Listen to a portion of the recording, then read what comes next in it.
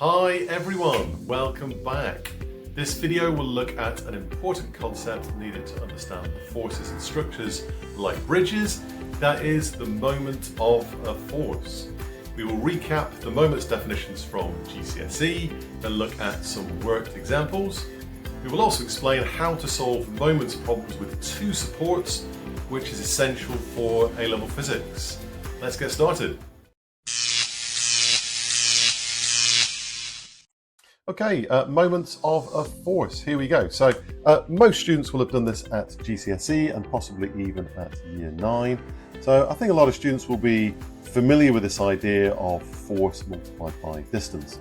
So if we have a force applied at a point, and we know the perpendicular distance between the force and the pivot, so that's the center of rotation, multiply the two together and you get the moment. This is the turning effect. So if you increase the distance or increase the force, you get a larger turning effect.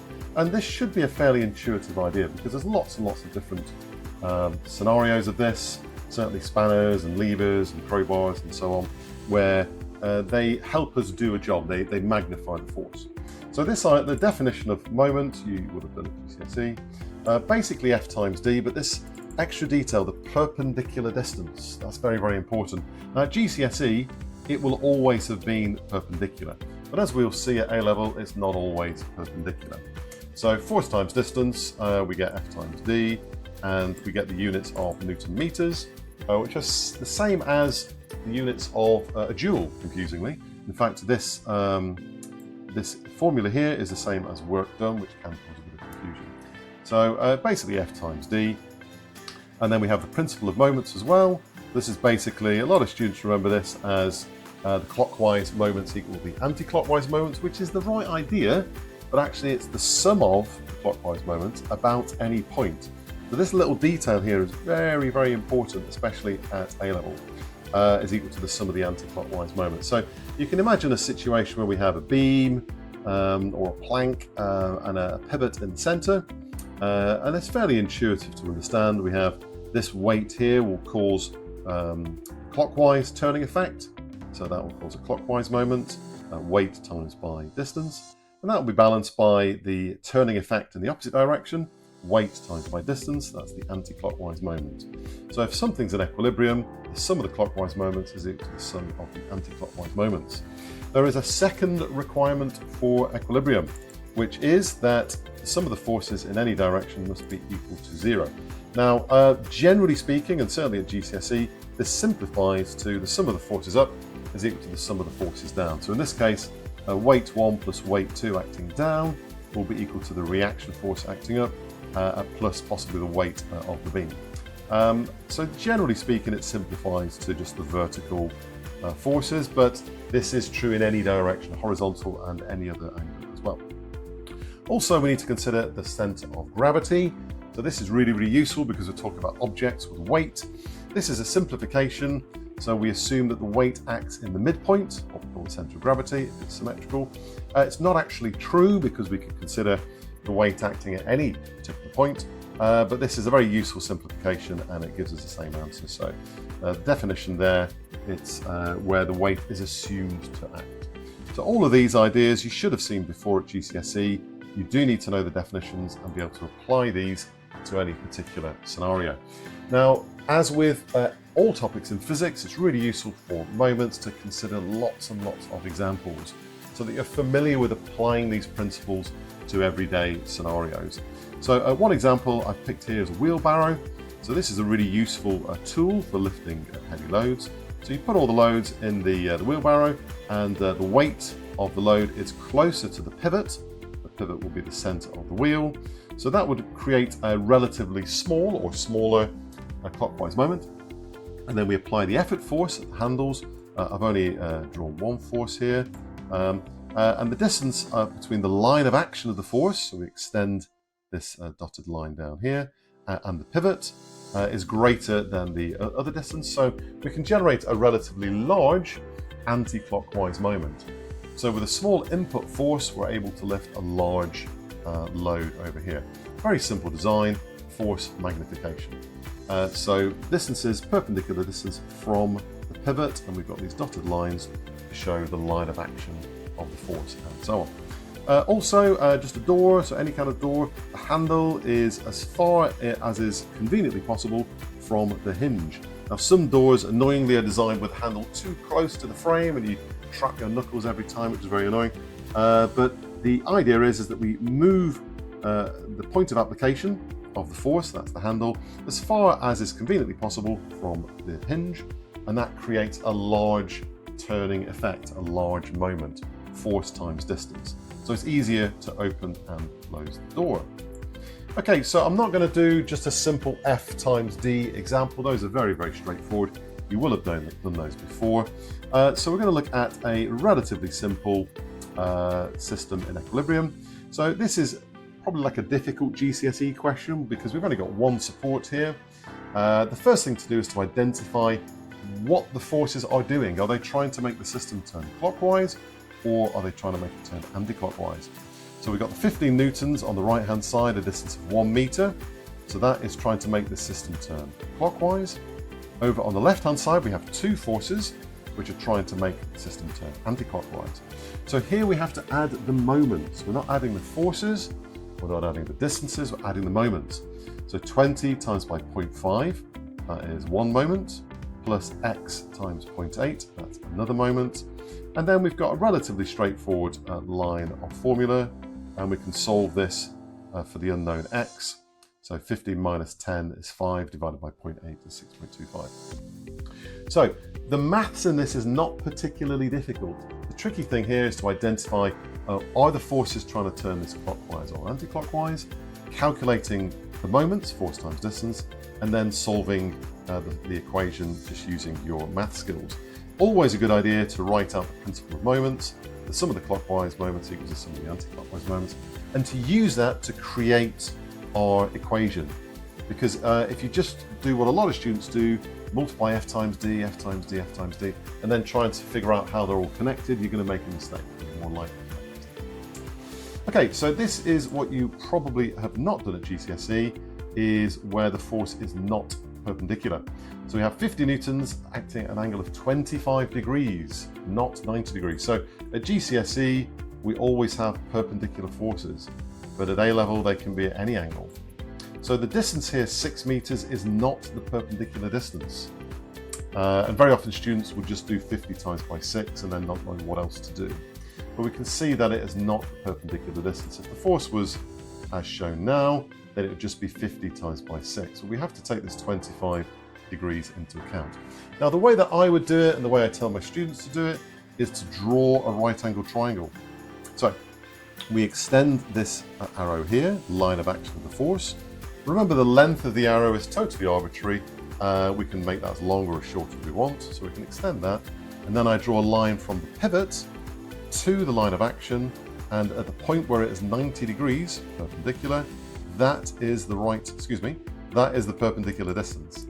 So my perpendicular distance is, well, I can calculate it. I have a right angle triangle. 6 meters is the hypotenuse. Use your SOHCAHTOA. That will give me 6 sine 25. So that should be multiplied, not 6x sine 25. And that is our perpendicular distance. So the moment is the force, 50, multiplied by the perpendicular distance, which is 6 sine 25, and that will give me the answer of 127. Now, a lot of my students find it easier to consider the vertical component of the 50 newtons. So if I imagine this is now a component, this line is yellow, green over here, I can apply my understanding of components of forces. So the vertical component of the 50 newtons is 50 sine 25. And then we just multiply that by the 6. So the maths is exactly the same. We have 50 multiplied by the 6 and the sine 25. That's possibly more intuitive to consider the vertical component. That's absolutely fine. If you'd rather do that, then that's fine. Just be aware that the definition of the moment is as written here. So the way I've demonstrated it initially is probably more correct in terms of the definition, but if you want to consider the component, that's absolutely fine. Right, let's consider reaction forces. So if we just placed a beam on 2 supports, well, it's quite hard to know what those reaction forces would be. We could use mass balances, but a nice way of demonstrating this is with the apparatus as shown. And your teacher may have done this in your lesson. So we have 2 lab stands, we have a ruler, we have a Newton meter here and here, and the Newton meter will show us what the force is acting at each of these contact points here. So I have a looper string here and a looper string here, and yeah, normally we consider a support, but this is basically the same thing. This is the tension acting upwards, R1 and R2, and we can actually read what this would be on the Newton meter. Now, for this example, I've ignored the weight of the ruler for simplicity, but we could include that as well. Sometimes on the demonstration, we just reset each of these Newton meters to 0 with just the ruler on its own, and that eliminates it. But then we apply a weight. This could be a kilogram mass, and if I place it in the middle, as you might expect, R1 and R2 would be the same because the weight is shared equally between the two. And R1 plus R2 is equal to W. That's always the case. The second condition of equilibrium, the sum of the forces up is equal to the sum of the forces down. Now what we can do here is if I move this to different places along the beam, if I put it directly underneath position 1, that means this support here is taking all of the weight. So R1 will be equal to W and R2 will be equal to 0. And as I move the weight along here, R1 will get smaller, R2 will get larger, until at this point here, they basically swap over. So now R2 is equal to the weight and R1 will be equal to 0. So this idea of the reaction forces change in size depending on the position of the load is very, very important. But at all times, R1 plus R2 is equal to W. Okay, so how do we use this in solving problems? So this is something you will not have done at GCSE. There is a particular method which I have here, which I recommend you follow. This is what we're going to go through now. And the example I've got here is the easiest possible example. We have 2 supports, A and B, each have a reaction force, RA and RB, and we only have one force. Now that could be the weight of the beam, or it could be an applied force if we ignore the weight. So the first thing to do is to mark on all the forces and distances and label them with the information that we have. Now maybe if you have a friendly exam question, all that information is already on the diagram for you, but very often that is not the case. So that's very, very important. So I have RA acting upwards, don't know what that is, RB acting upwards, we're trying to find that as well. We've got the distances, the only force that we know is the 20 newtons acting downwards. So the method is we pick one of the supports as an imaginary pivot, by which we mean we're going to take moments about a particular point. So I'm going to call my imaginary pivot support A, and we're going to take moments about that. Now if you remember the detail of the definition, the sum of the clockwise moments about any point on the beam is equal to the sum of the anti-clockwise moments. So not just about the obvious pivot in the middle or the centre of gravity or one end, about any point. So if I take moments about A, the benefit of that is because RA is going through my pivot, then the moment of RA will be 0. So that eliminates one of the unknowns from my equation. And then I only have one unknown. Very, very useful technique. So let's have a look at what this would look like. So nice bit of notation here. We do a little curly arrow and then A. That just means we take moments about A. That's relatively common notation. You don't have to use that. We could always write the principle of moments, the sum of the clockwise moments equals the sum of the anti-clockwise moments. And then because this is my pivot here, then my clockwise moment is the 20 newtons, multiplied by 4, that'll give me 80 newton meters clockwise. That is balanced by the anti-clockwise moment, that's my unknown RB, multiplied by the total distance from the pivot to the force, which is 4 plus 1, which is 5, careful, which I can then solve that. 80 divided by 5 is 16 newtons. So I've used the principle of moments to find RB. Okay, so to find RA, we could repeat the whole process and take the pivot, put the pivot at point B and take moments about B. That would work absolutely fine, but we don't need to. There's an easier way to do it because the second condition of equilibrium is effectively the sum of the forces up is equal to the sum of the forces down. More specifically, the resultant force in any direction equals 0. So this actually makes it much simpler. RA plus RB acting up is equal to the total force acting down, which is 20. So all we need to do is subtract 16 from 20 and we get 4 newtons. Now, if we pause for a minute and think, does this make sense? RB is 16, RA is 4. RB is taking most of the 20 newtons. Not surprisingly, because the 20 newtons is much closer to RB. So always check to make sure your answer makes sense. The closer the load is to the support, the larger the reaction force will be. Now, just a quick point here, sometimes students will try and solve this in terms of ratios or proportions.